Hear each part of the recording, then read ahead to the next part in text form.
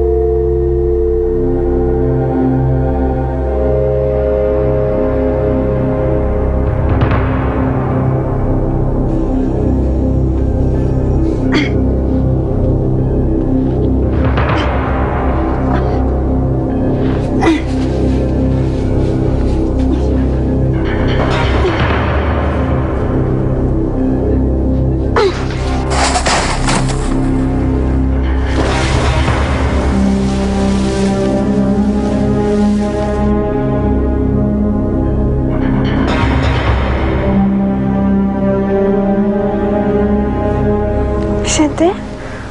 Bakit? Anong yung ginagawa rito? Dumating na ang panahon, Griselda. Dumating na. Panahon saan? Para sa iyong kamatayan!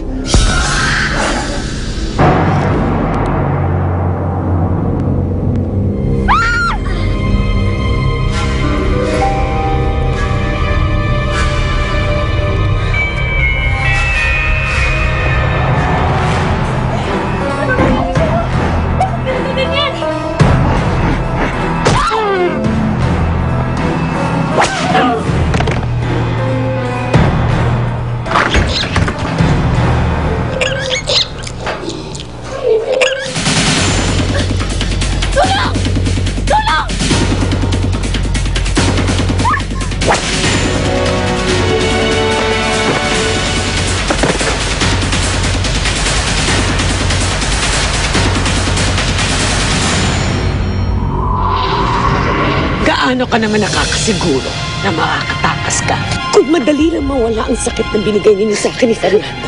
Siguro, pinalaya na kita. Masyado mo na siyang pinihirapan, Fabiola. Tigilan mo na siya! Siya ang balaki sa mga plano ko kay Griselda. Fabiola, you not stop. Hanggat buhay ka. Marapat lamang na lumayo siya kay Griselda.